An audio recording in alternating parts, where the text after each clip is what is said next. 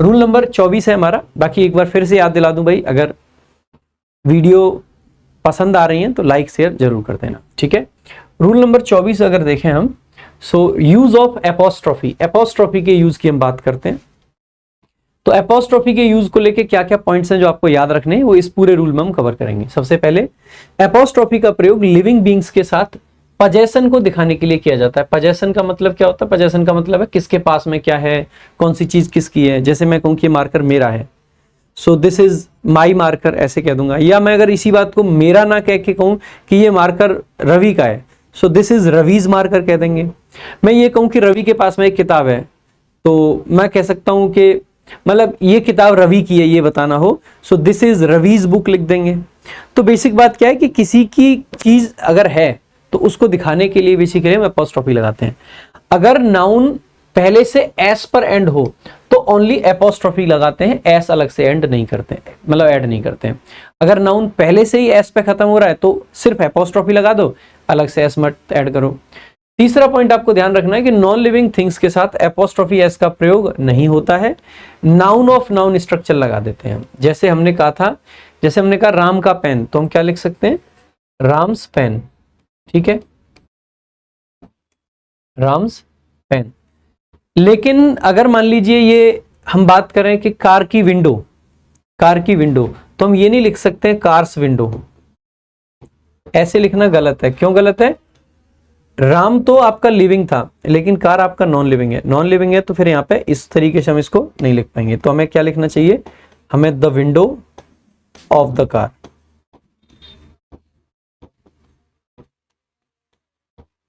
इस तरह से, ठीक है।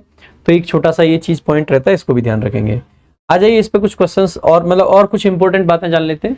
कुछ सिचुएशंस में नॉन लिविंग थिंग्स के साथ में एपोस्ट्रोफी एस आ सकता है। वो कौन सा? पहला पॉइंट होता है पर्सोनिफाइड ऑब्जेक्ट्स। अब आप कहोगे ये क्या चीज होती है सर? पर्सोनिफाइड ऑब्जेक्ट्स का मतलब होता है जब हम किसी वस्तु को ऐसे ट्रीट करें जैसे कि वह एक व्यक्ति है, तो पर्सोनिफाइड ऑब्जेक्ट उसको मान लेते हैं। जैसे सूरज एक निर्जीव वस्तु है, लेकिन अगर हम ऐसे लिख दें द सन्स डोर, अब सन यानी सूरज, सॉरी द सन्स रेज लिख देते हैं, नॉट डोर।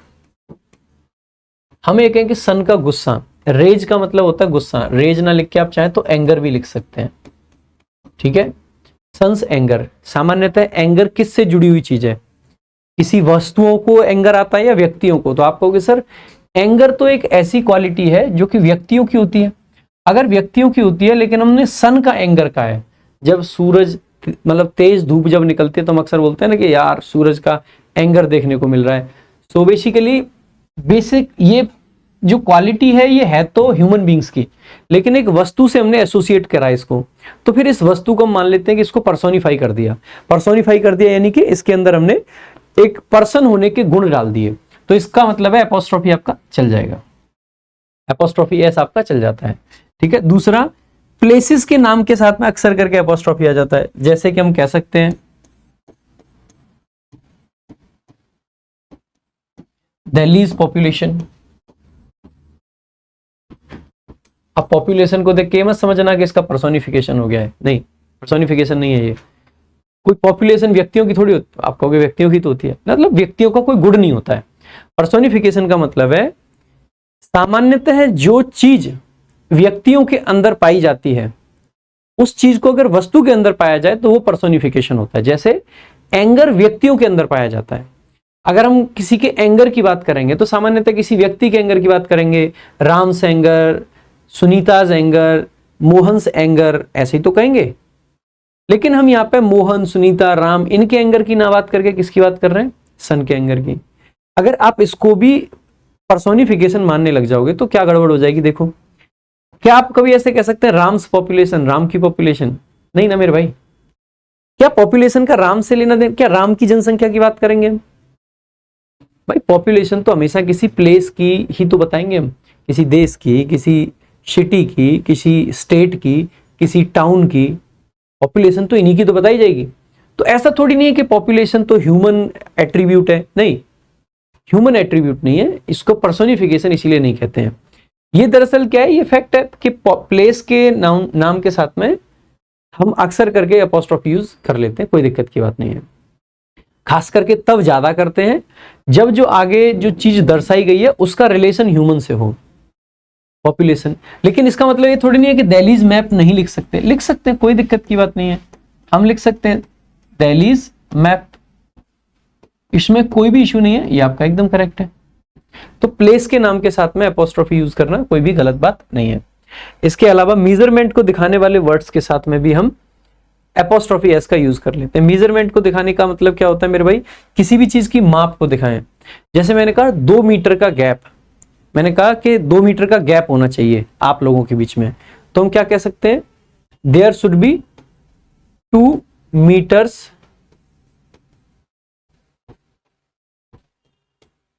गैप, मेजरमेंट है। अब मीट एस के बाद में अपोस्ट्रोफी इसीलिए लगाया क्योंकि 2 के हिसाब से मीटर को प्लूरल लिखा है। अगर यहीं पे 2 की जगह पे 1 होता, 1 मीटर का गैप, तो हम क्या कहते हैं, 1 मीटर्स गैप, क्योंकि यहां पे 1 के हिसाब से मीटर लिखते फिर अपोस्ट्रोफी एस लगाते, 2 के हिसाब से मीटर्स लिखा था तो पहले से ही एस पे एंड हो रहा था तो सिर्फ अपोस्ट्रोफी लगाया है। तो ये थोड़ा सा एक पॉइंट है जो कि आपको पता होना चाहिए। सो मेजरमेंट को दिखाने के लिए, ठीक है, तो 2 मीटर्स गैप हो गया, या लाइक हम बोल देते हैं कई बार टाइम को दिखाने वाले वर्ड्स के साथ, जैसे हम बोल देते हैं 2 डेज हॉलीडे, 2 दिन का अवकाश। तो इसको भी बेसिकली कैसे कहेंगे, क्या ये पर्सोनिफिकेशन है? अब कुछ लोग ये आर्ग्यू करते हैं कि ये पर्सोनिफिकेशन का ही तो एग्जांपल है, हॉलीडे तो दिन का थोड़ी नहीं लोगों का होता है, बट मतलब एकदम रिडिकुलस सी चीज है ये कि हॉलीडे तो आप आदमियों का होता है, आदमियों का थोड़ी ना हॉलीडे होता है यार, दिन का, कितने दिन का, हम दिन को मेजर कर रहे हैं, एक तरीके से टाइम को मेजर कर रहे हैं, इसीलिए टाइम को दिखाने वाले वर्ड्स के साथ में आ जाता है। ऐसा थोड़ी नहीं है कि सामान्यतः हम तो ऐसा लिखना चाहिए राम्स हॉलीडे, मोहन्स हॉलीडे, ठीक है, वो उसका मतलब है मोहन की छुट्टी, राम की छुट्टी। अब इसका मतलब ये थोड़ी नहीं है कि 2 दिन की छुट्टी दे दी जाओ भाई, तुम दोनों दिन निकल जाओ यहां से, ऐसा कहना चाह रहे हैं? नहीं, ये इट इज नॉट पर्सोनिफिकेशन, ठीक है। तो अगर जो लोग इसको पर्सोनिफिकेशन का हवाला देते हैं वो गलत देते हैं, ठीक है, तो वो गलत चीज है, इसको आपको ध्यान रखना है, ठीक है। सो टाइम वाले वर्ड्स के साथ आ गया। इसके अलावा हेवनली ऑब्जेक्ट्स जितने भी हैं, ठीक है, जैसे अर्थ है, हेवनली बॉडीज यानी कि जो ऊपर हेवन से रिलेटेड है, तो हम कह सकते हैं अर्थ टेम्परेचर, अर्थ का तापमान, very much possible. Earth atmosphere बोल सकते हैं, वेरी मच पॉसिबल। सो जितनी भी ऐसी चीजें हैं जो हेवनली बॉडीज हैं उनके साथ में भी आपका एपोस्ट्रोफी आ सकता है। इसके अलावा कुछ इडियम्स भी होते हैं जिनमें आ जाता है, जैसे एट डेथ्स डोर हो गया, ठीक है, तो कई सारे हो जाते हैं, नेचर्स मतलब फॉर्च्यून्स फेवरेट हो गया, कई तरीके की चीजें आ जाती हैं, ठीक है। देख लेते हैं एक बार इसके कुछ क्वेश्चंस। पहला क्वेश्चन आपका, the books cover is blue. जैसे ही देखोगे भाई बुक तो निर्जीव वस्तु है, ये तो कोई मेजरमेंट की बात भी नहीं है, कोई हेवनली बॉडी भी नहीं है, कोई कवर तो इंसानों का तो होता नहीं है, कवर तो वस्तुओं का ही होता है, तो कोई पर्सोनिफिकेशन भी नहीं है। इसका मतलब है कि ये इस तरीके से नहीं लिखा जाना चाहिए, हमें लिखना चाहिए the cover of the book, ठीक है, यानी कि ये वाला ये करेक्ट है, ऊपर वाला इनकरेक्ट था, ठीक है।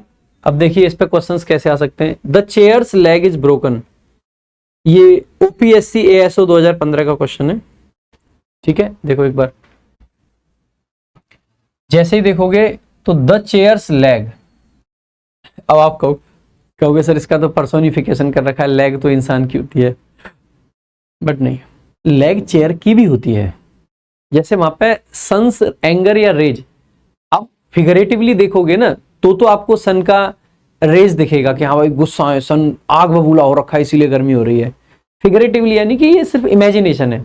ऐसा थोड़ी नहीं है कि गर्मी ज्यादा पड़ती है तो सन सूरज को गुस्सा आ रहा होता है, एक्चुअल में उसको एक्चुअल में गुस्सा थोड़ी आता है, वो बस एक फिगरेटिव मीनिंग है, इसीलिए हम कह सकते हैं कि वो पर्सोनिफिकेशन है। पर्सोनिफिकेशन हमेशा फिगरेटिव होता है, फिगरेटिव का मतलब है कि उसका ना लिटरल सेंस नहीं निकाल सकते आप लोग, वो सिर्फ एक इमेजिनेशन है। जैसे आपने कुछ सेंटेंसेस पढ़े होंगे ना पर्सोनिफिकेशन का, जैसे एग्जांपल आप बोलते हैं ना कि लव इज ब्लाइंड, क्या प्यार अंधा होता है? प्यार तो एक वस्तु है, और कोई वस्तु अंधी कैसे हो सकती है? वस्तु मतलब थिंग है, एक तरीके से एक आइडिया है, एंड मतलब एक आइडिया अंधा कैसे हो सकता है? It's not possible. सो वो एक फिगरेटिव मीनिंग है, वो एक इमेजिनरी मीनिंग है, वो हमारी एक जस्ट इमेजिनेशन है कि ये व्यक्ति प्यार कर रहा है, इसका मतलब है, मतलब प्यार तो अंधा होता है, अब ये व्यक्ति कुछ देख नहीं पाएगा।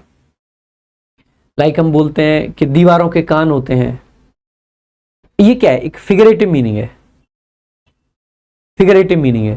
तो यहां पे हम लिख सकते हैं वॉल्स ईयर्स, वॉल्स ईयर्स यानी कि दीवारों के कान, क्योंकि कान जनरली होते किसके हैं, इंसानों के, दीवारों के थोड़े होते हैं। लेकिन अगर लेग्स की बात करेंगे ना टेबल की, ये फिगरेटिव सेंस नहीं है कि हम मान के चल रहे हैं कि चेयर की टांगे हैं, नहीं, चेयर की एक्चुअली में टांगे हैं, जैसे हम टांगों पे खड़े हैं वैसे ही चेयर भी टांगों पे खड़ी होती है। सो ये आपका लिटरल सेंस है, नॉट फिगरेटिव।